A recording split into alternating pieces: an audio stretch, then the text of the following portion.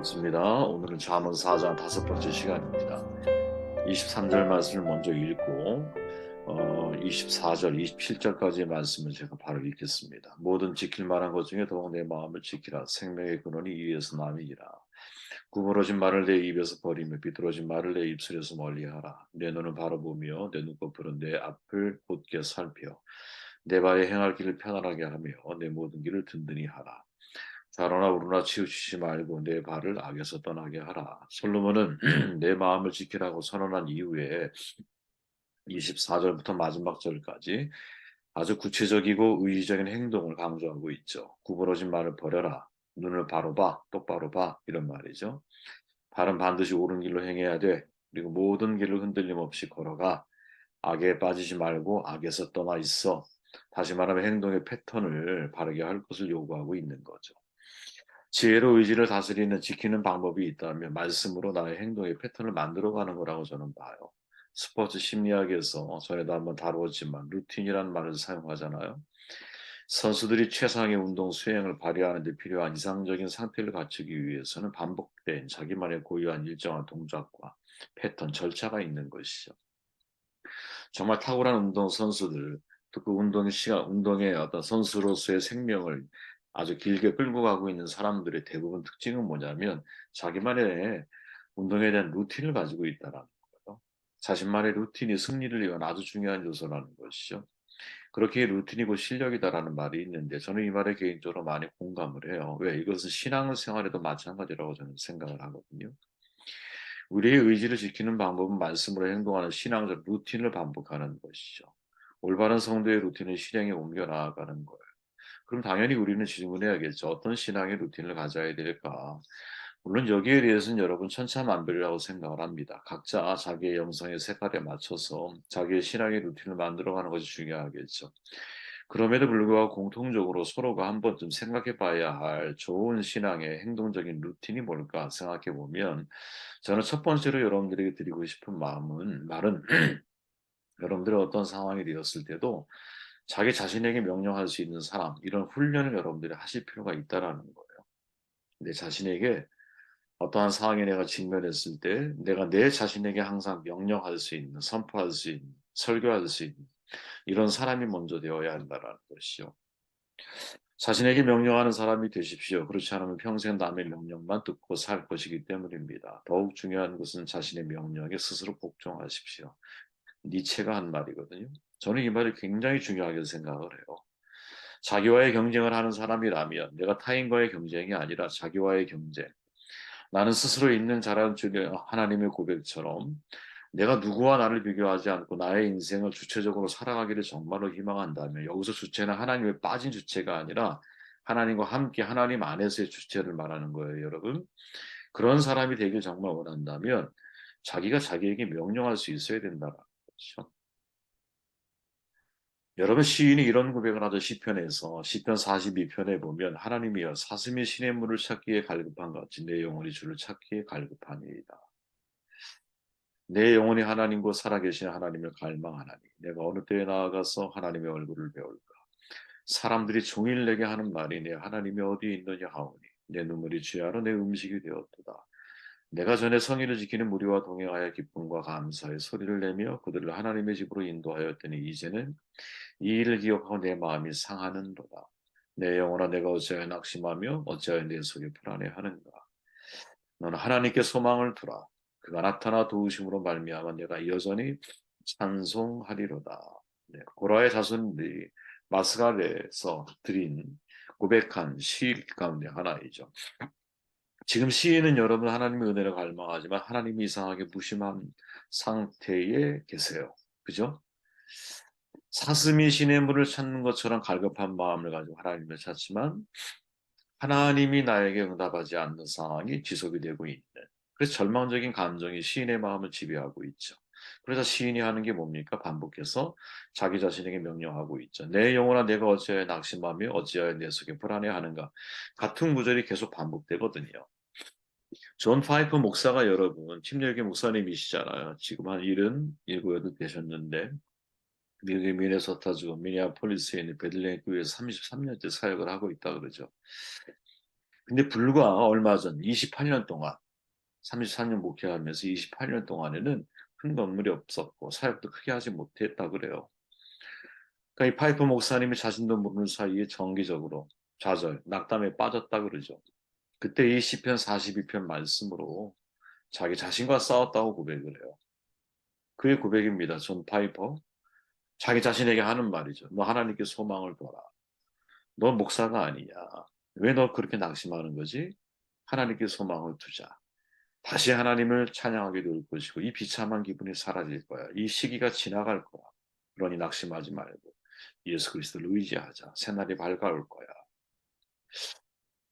그러면서 이 존 파이프 목사가 여러분 그리스도인은 이렇게 말을 해요. 스스로에게 진리를 설교하는 것을 배워야 한다라고 말하면서 과거 로이드 존스 목사가 했던 이야기들을 거론을 하는데 그중에 이런 내용이 있어요.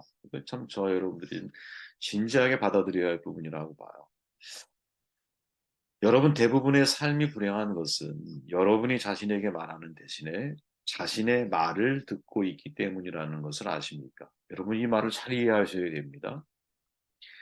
내가 나에게 말하는 대신에 내 속에서 울리는 생각을 따라 내가 말을 듣고 있다라는 거죠. 우리의 생각은 여러분, 전에도 말했지만 생각은 중립이 없어요. 하나님의 말씀을 생각하면 하나님 편에 서 있을 것이고 사탄은 생각을 집어넣는 존재이기 때문에 어떤 생각을 나에게 집어넣는지 이게 사탄의 생각인지 우리 구분하기가 쉽지가 않아. 중간에 인간의 생각이 있다? 이거는 우리의 그냥 바램이고 여러분 제가 볼 때 우리의 생각인 중립이 없어요. 하나님 말씀이냐 아니면 사탄의 생각이냐. 근데 그 소리가 그죠? 사탄의 생각일 경우에는 그게 나를 넘어지게 하고 좌절하게 하고 낙심하게 하고 절망하게 하죠. 하나님 못 보게 만드니까. 불신하게 만들고 불평하게 만들죠. 지금 그 부분을 이야기하고 있는 거예요. 여러분이 그런 생각을 해낸 것이 아니고 그 생각들이 여러분에게 말을 하고 있으며 어제의 문제들을 끄집어내고 있습니다. 시편 42편에서 누군가가 말을 하고 있습니다. 바로 자기 자아입니다.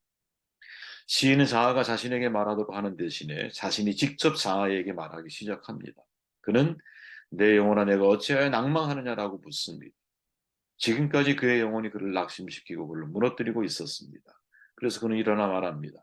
내 자아야 잠시만 들어라. 내가 내게 말하겠다. 우리는 우리가 소망을 가장 위대한 근거가 되시는 예수 그리스도를 알고 있습니다. 그러므로 우리가 배워야 하는 중요한 것은 우리 자신에게 복음을 설교하는 겁니다. 자신에게 복음을 설교하는 것을 배워라. 이건 목사가 제일 먼저 여러분 사실은 적용해야 할 부분인 것 같고요. 그 다음에 여러분들인 거죠.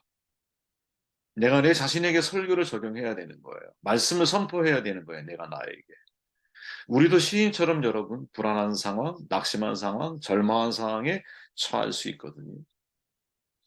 시인은 절망 속에서 마침내 자신이 해야 할 첫 번째 일을 찾아내죠. 그 행동의 패턴, 루틴이 뭐냐? 내 자신에게 말씀을 선포하는 거야. 저는 이거는 여러분, 저와 여러분들이 평생 죽는 날까지 잊지 말아야 할 모습이라고 봐요. 어떻게 내가 신앙의 루틴을 저마다 다르다니까요. 영성의 색깔에 따라서 또 자신이 처해 있는 입장과 상황과 직업과 여러 가지 가치관에 따라서 사람은 다 다른 루틴을 가질 수 있어요. 저의 생활 루틴은 되게 심플하고 단순하거든요. 새벽에 눈을 뜨면 하루의 삶을 고민하면서 기도하면서 말씀을 묵상하고 그리고 하루에 이제 그걸 뭐라 그러죠? 예상을 하는 거죠. 오늘 벌어질 일들에 대한 어떤 대처, 어떠한 처신, 또 어떠한 어, 일들을 처리를 해 가야 될까 이런 것도 쭉 점검하죠. 그리고 이제 그 일정에 따라서 일과를 마치고 다시 돌아오면 또 이제 그게 이제 저의 삶의 패턴인 거예요. 늘 그냥 같은 일의 반복이거든요. 어떻게 보면 특별한 일이 없어. 특별한 뭐 행사가 있거나 어디 뭐 멀리 외근을 가거나 다른 일이 있을 때는 있지만 거의 대부분의 생활은 그냥 아주 그냥 심플 그 자체라고 저는 봐요. 네. 재미없는 삶인 것 같죠. 근데 중요한 거는 그런 모든 상황들 속에서도 항상 희노애락이 있고 믿음의 산이니까 오르막 내리막이 막 있거든요. 영혼이 정말 불안할 때가 있거든요. 내일이 암담하게 느껴질 때도 있어요. 어떻게 살아야 되지? 하나님의 은혜로 내가 살아가지만 당장 여러 가지 해결된 문제들은 눈앞에서 해결이 안 되고 있고 또 이제 그런 크고 작은 많은 일들이 반복이 되어지면서 끊임없이 우리는 디프레스 되죠, 마음이. 근데 이럴 때 제일 좋은 신앙의 루틴이 뭐냐? 그건 내가 내 자아에게 선포하는 겁니다. 내 영혼아 네가 어찌하여 낭망해 하느냐? 내 하나님께 소망을 둬라. 하나님께 소망을 둬라. 네? 로이드 존스 목사도 이런 선포를 자기 자신에게 했을 뿐 아니라 존 파이퍼 목사님도 자기 자신에게 이런 선포를 하죠. 그들은 힘들고 어려울 때마다 자기 자신에 대해서 선포를 하는 거 하나님 말씀을. 네 자아야, 나의 생각아, 나의 생각은 여러분, 사람이 생각이 많아지면 신앙, 믿음이 사라지기 시작을 해요. 생각은 여러분 말씀으로 통제를 해야 돼요. 생각이 많아진다고 해서 문제가 해결되는 거 아니거든요. 그렇게 여러분 생각이 많아질 때는 말씀으로 내 생각을 다스려 가야 됩니다. 선포해야 됩니다. 감정을 향해 외쳐야 됩니다. 네가 왜 불안해요 슬퍼하느냐. 그 근본적인 원인은 하나님에 대한 불신에서부터 시작된 거 아니냐. 선포를 막 해야 되는 거죠. 자기 자신에게. 이런 종이 되시기를 바라요. 두 번째는 뭘까? 이런 나만의 어떤 신앙의 루틴을 만들어가는 과정에서 두 번째 중요한 게 뭘까? 자신에게 명령한 외에는 그냥 일단 행동하는 루틴을 만들어 가야 한다. 자전거 타는 법 잊어버리기라는 영상이 있어요, 여러분. 보신 분도 계실지 모르겠는데요. 원래 자전거를 한번 타면 평생 잊어버리지 않는다 그러잖아요. 근데 이 영상에 특수 자전거를 만든 거야. 핸들을 왼쪽으로 돌리면 바퀴가 오른쪽으로 가. 오른쪽으로 돌리면 바퀴가 왼쪽으로 가. 간단해 보이잖아요. 처음 조금만 적응하면 되지 않을까? 실험 결과가 놀랍죠. 왜? 아무도 타지를 못했어요. 우리나라 제자훈련이란 말 많이 들어보셨죠, 여러분? 정말 1960년대 내비게이터 선교 단체를 필두로 해서 교회마다 안 한 교회가 거의 없을 정도. 그런데 이렇게 많은 제자훈련이 교회 가운데 이루어졌는데 왜 신앙인들이 이중적으로 사회생활을 하며 살아가고 있을까? 아는 것과 행하는 것 사이의 간격 때문인 거죠. 제자훈련의 가장 큰 어려움과 문제는 그것이 성경 공부가 되었다라는 거야. 사실은 성경 공부의 목적은 내가 선교지라고 생각하는 일상생활에서의 적용 아니에요? 근데 이 적용까지 가는 데 있어서 우리는 너무나 거리가 멀었다라는 것이. 그죠? 너무나 거리가 멀었다라. 수영하는 법을 알면 뭐합니까? 수영을 못하는데. 자동차 타는 것을 배우면 뭐합니까? 알면 뭐합니까? 운전을 못하는데. 마치 이런 거죠. 우리가 그런 시대를 살아왔다라는 거예요. 누구에게 말할 것 없이 우리 자신을 돌아봐야 한다라는 거죠. 돌아가신 신영보 선생님이 담론이라고 하는 책에서 일생 동안 하는 여행 중에 가장 먼 여행이 뭐예요? 머리에서 가슴까지. 근데 이것보다 더 먼 여행이 있어요. 이렇게 말하죠. 그게 뭐예요? 가슴에서 발까지 여행이라는 거예요. 그렇죠? 아, 우리는 어떤 사람이지? 어떤 사람이지? 질문해야 한다고 저는 봐요. 질문해야 한다. 그런데 중요한 건 뭐냐? 제가 아까 자전거 이야기했잖아요. 아무도 못 탔어요. 근데 이 일을 진행했던 영상 속 실험자인 데스틴이라고 하는 바로 이 사람은 마침내 그 자전거를 탈 수 있게 되거든요. 어떻게 타게 됐느냐? 매일 5분씩 8개월 동안 연습한 끝에 자전거를 타게 됩니다. 매일 5분씩 8개월 동안. 저는 여러분, 야, 이게 정말 우리에게 중요한 거다라는 생각을 하고. 저는 신앙인의 어떤 루틴, 신앙의 루틴을 만들어가는 것은 다 다양하지만 거기에는 항상 공통점이 있다고 생각을 하는데 그 공통점 가운데 하나가 일단은 자기 자신에게 어떠한 상황에 직면하는 간에 말씀을 나에게 먼저 적용하고 나에게 먼저 선포하는 루틴을 항상 가져야 된다는 거. 또 이것은 어느 한순간에 이루어지지 않는다라는 거예요. 왜? 내가 살아왔던 삶의 관성은 자전거를 이렇게 타야 되는 거야. 왼쪽으로 돌리면 왼쪽으로 가야 하는 게 맞죠. 오른쪽으로 돌리면 오른쪽으로 가야 하는 게 맞죠. 근데 이 세상이라고 하는 것은 여러분 내 마음대로 안 되거든. 내 마음대로 안 되다 보니까 우리가 어떻게 돼요? 어긋나 있는 자전거라는 것을 몰라. 어긋나 있는 나의 신앙의 모습이 있다라는 것을 내가 몰라. 내가 지식으로는 알고 있지만 이해는 못하고 있는 상황인 거죠.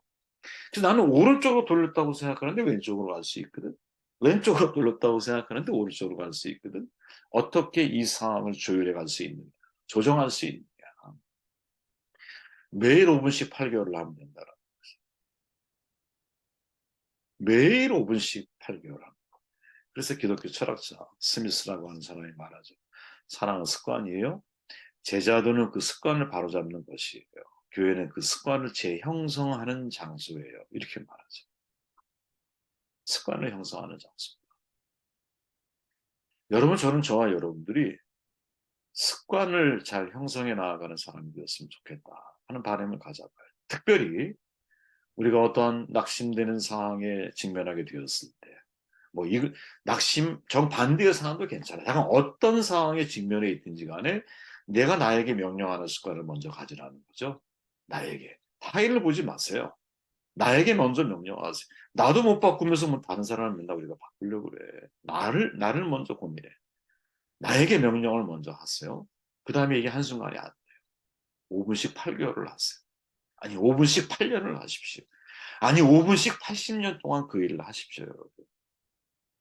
그래서 그게 나의 습관이 되면 마치 좌충우돌 나를 오른쪽으로 돌린 것 같은데 자전거 타는 법 잃어버리는 사람처럼 내가 신앙인의 입장에서 이렇게 살아야 되는 게 맞는데 나는 왼쪽을 지향하는 삶을 살아가고 있어. 이거 뭡니까? 아는 것과 행하는 것 사이의 간격 때문에 어떻게 그거를 수정할 수 있느냐? 매일 5분씩이라도 내가 바른 방향에 따라서 인생을 살아가는 훈련을 저와 여러분들이 하기 시작할 때 그때 진짜 신앙의 루틴이 내 안에 형성되어지는 것이 아니겠느냐. 지혜로 나의 의지를 다스려야 한다고 하나님의 말씀입니다. 이 은혜가 있기를 바랍니다.